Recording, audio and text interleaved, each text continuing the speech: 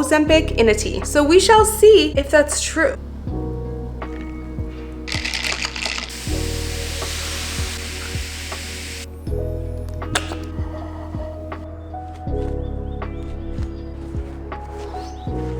For months I've been in a deficit, but I am due for a full refeed. Discipline versus motivation, honey.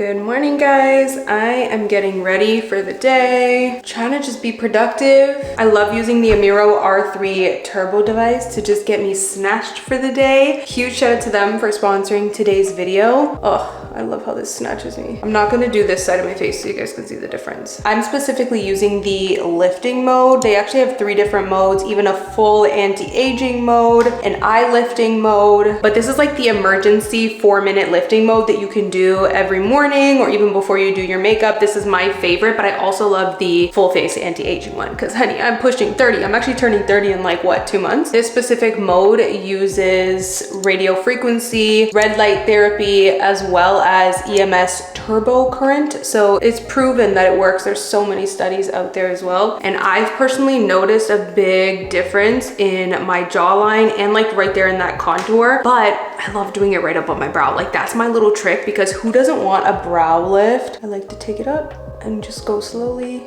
You guys know I love Amiro, but I've been using this specific R3 Turbo for about 2 months now. Last thing I like to do is go just to really get in that contour, and I love the flat edge. This is just a perfect shape. It's perfectly flat to fit into the contours of your face. Okay, let's look at the difference between this side of my face and this side of my face. I just can already notice that this side of my face has a little bit more of that shadow, that depth, and this one doesn't. And look how much more my brow is lifted on this side, whereas it's like just a little duller and droopier on this side. Also, it doesn't hurt. You just feel like little tingles, little currents kind of just go into town on you, and you can gradually go up from level 1 to level 5. I love that this has a level 1 because it makes it amazing for sensitive skin too. If you have sensitive skin, you do not need to worry. Like it's not going to be too harsh on your skin at all. And like I said, you can build it up and work from 1 to level 5. I'm going to show you guys my before and after. Like I said, I have personally noticed a big difference. Look at how snatched my entire face is now. I just did the other side of my face as well. So Amiro specifically has an R3 Turbo limited edition gift set that is perfect for Mother's Day. It comes with the most luxe,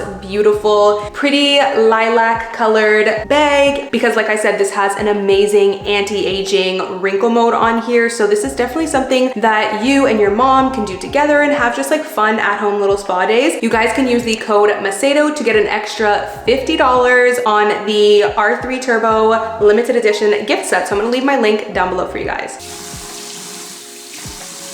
Okay, so I wanted to pop on the camera and give you guys an update on my weight and also just chit chat with you guys, give you just like an update on my journey and where it has been. I'm drinking my yerba tea, which I'm actually doing a full video documenting trying out this tea because apparently the girlies said that this is Ozempic in a tea. So we shall see if that's true, okay? Apparently this is really supposed to help you lose weight, speed up your metabolism, help with your energy levels, which it definitely has been helping with my energy levels. I also have noticed some really interesting things about drinking it. You guys shall see that soon. But yeah, I'm just drinking that now. I like to drink it before noon because if I drink it after noon, I'm not falling asleep until like midnight. Okay, let's do a weight update. So I last weighed myself. I think the last update I gave you guys, to be honest with you, I can't even remember, but we'll just do recently what I've been. So I recently hit 139 on the dot and I was so happy to hit the 139s. I mean, you guys know I was like dying to just hit the 130s. So I'm so happy about that. And then on April 27th, I hit 138.8 and that was my last lowest weight because today is May 2nd and I'm not gonna lie to y'all, your girl has been eating like almost maintenance calories for the last few days, so I have obviously not had a drop in weight if I haven't been in a deficit. So that brings me to my next point, which I actually get asked this question, is how long do I stay in a deficit? Here's what I recommend. I always recommend doing a refeed after 2 to 3 months in a deficit, which I'm being a little hypocritical because I did do a little mini refeed around Easter. I spent 3 days in maintenance, but let me explain to you guys what refeeds are, why they're good, and why you should do them. I feel like my body is naturally calling for me to do one because I'm definitely overdue to do one. Because like I mentioned to you guys, I've spent the last few days eating like 1,700 to 1,800 calories, which is not fully my maintenance. My maintenance is about 1,900, close to 2,000, but the last few days I've been eating like roughly 18. So I've still been in a very slight deficit, but not really enough to, you know, give me some good weight loss. And that wasn't by choice. It was kind of just by me. Naturally, I noticed I was feeling so hungry. And that also just goes to show you need to listen to your body. I don't know what it was. I do know that I was ovulating, so maybe there's just something that's up with my cycle this month, but I was starving, like just so hungry. It felt like my usual 1,500 calorie deficit was not enough for me. Like I desperately was just hungry. So it just goes to show you really do need to listen to your body. Like I'm not gonna starve myself if I'm feeling that that hungry, I'm going to listen to my body and where it's at in that moment. So yeah, in the past few days, I've spent eating roughly 1,800 calories, and that is not enough for me to lose weight. So that's why I haven't seen a drop in weight since April 27th, which was 138.8. Since then, I've just been hovering around 140, 139-ish, like just going back and forth. I have not gotten lower than 138.8. But with that being said, I do feel like it can quickly become a habit to kind of like eat more than your deficit. I'm not ovulating anymore, and like I don't feel that like hunger feeling anymore. So at this point, it's more of just like a habit. Like I need to get right back into my deficit and get things back on a roll, eating 1,500 again, because 1,500 is such a good amount for me. Like 1,500 just makes me lose a good amount of weight without me feeling too hungry. Like anything lower than that, it's not sustainable for me. So let's talk about refeeds, what they are, why you should do them. First of all, they are so important for your hormones. As women, we're not meant to be in a calorie deficit for too long. It's really hard on our hormones. You're technically only supposed to be in a deficit for 8 to 12 weeks max. We're in May now, and I've been in a deficit since January. So 4 months I've been in a deficit because May hasn't finished yet. So I'm definitely due for a refeed. But like I said, I did spend a good 3 days around Easter, you know, refeeding my body. And then like I said, the past few days I've been doing 18. So it's not that I've been eating 1,500 calories straight, you know, for the last 4 months. I've definitely given myself a little bit of breaks here and there, but I am due for a full refeed. The reason why I've been pushing it off is because your girl's gonna be traveling this summer, honey, and I actually have a trip coming up pretty soonish. So I just want my refeed to be during my trip because that makes most sense. And let's explain what a refeed is. I know that refeed sounds like you're just like gonna gorge on food and like refeed yourself. Honey, that is not what it is, okay?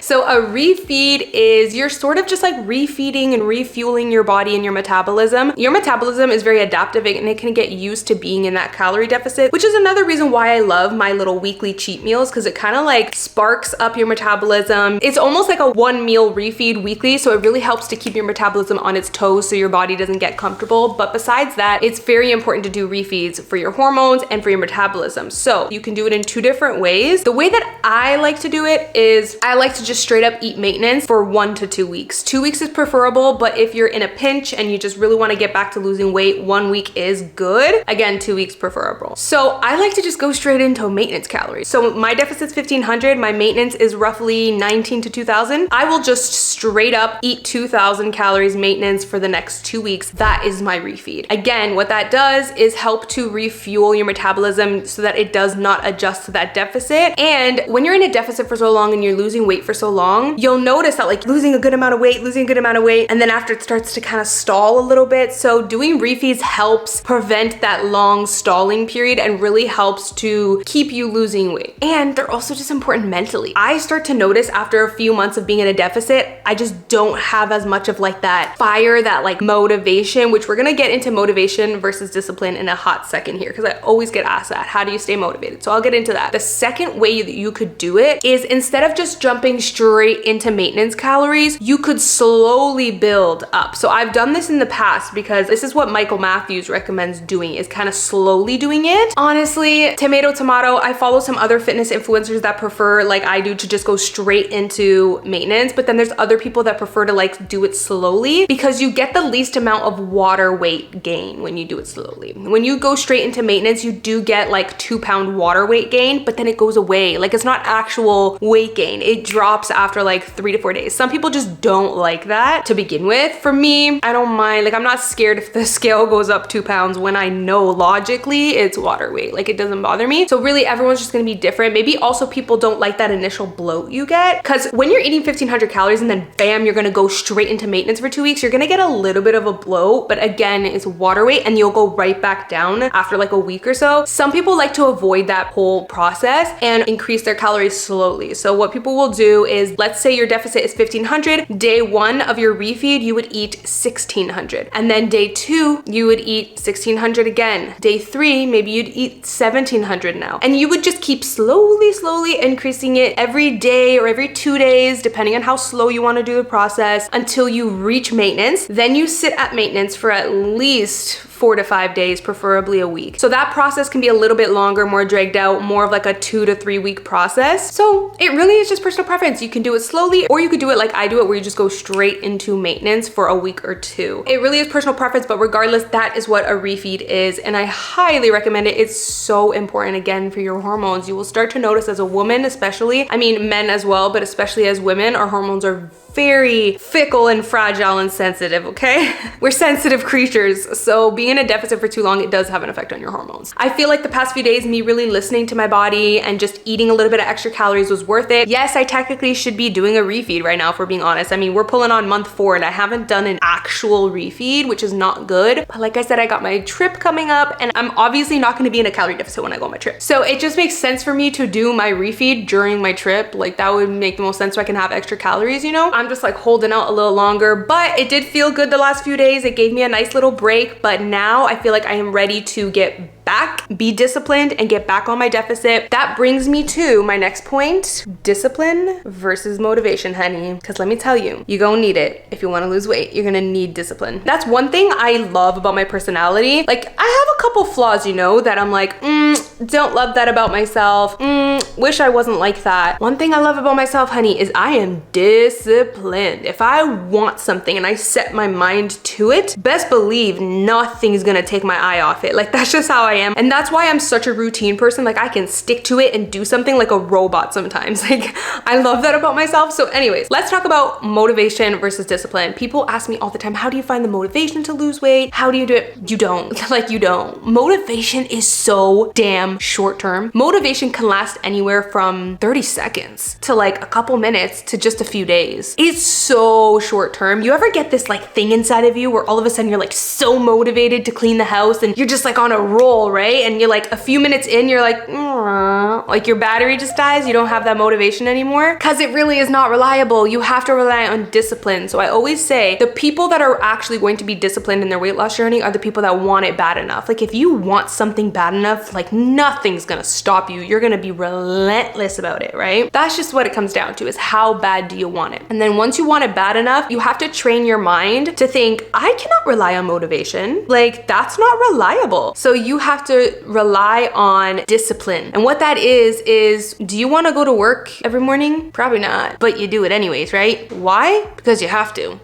So you kind of just have to think of weight loss like that. Do you want to work out that day? Maybe not. Why should you do it? Because you have to if you want to reach your goals. Like, you just have to break it down and be very like with it, like very strict and like disciplined about it. And that's just what it is. Like, I have days when I'm like, oh, you know, it would be nice to have an extra cookie at night, but then I think to myself, that's gonna put me over my deficit. No, that's not gonna get me to my goal. So basically all I can say is it's not about motivation, it is about discipline. You just do what you gotta do to get to where you wanna be. I always say this is something I stand by, because it's something I noticed myself, that I would like have these wishes and goals and dreams that I would say out loud but never actually achieve them, and it's because I never actually had a plan. So I always say that a goal is only a wish without a plan. Like, you're not actually going to achieve that goal unless you actually have a plan. So saying, oh, I want to do this, or I want to lose 30 pounds. Okay, how are you gonna do it? Like, what's your plan? Because if you don't have a plan, it's just a wish. It's not actually gonna happen, do you know? So yeah, it's just about being disciplined, and that's what I gotta get on this week. It's May 2nd. I'm ready to lose a good amount of weight in May. If 138.8 was me on April 27th a few days ago, I would like to, I hope I'm not like too far-fetched with this. I feel like if I really stick to my deficit really good, get a lot of steps in, then I feel like I could hit 135 by the end of May. That would be like a really good goal for me to just keep my whole journey on track. But anyways, I need to finish this tea because it's getting cold, honey.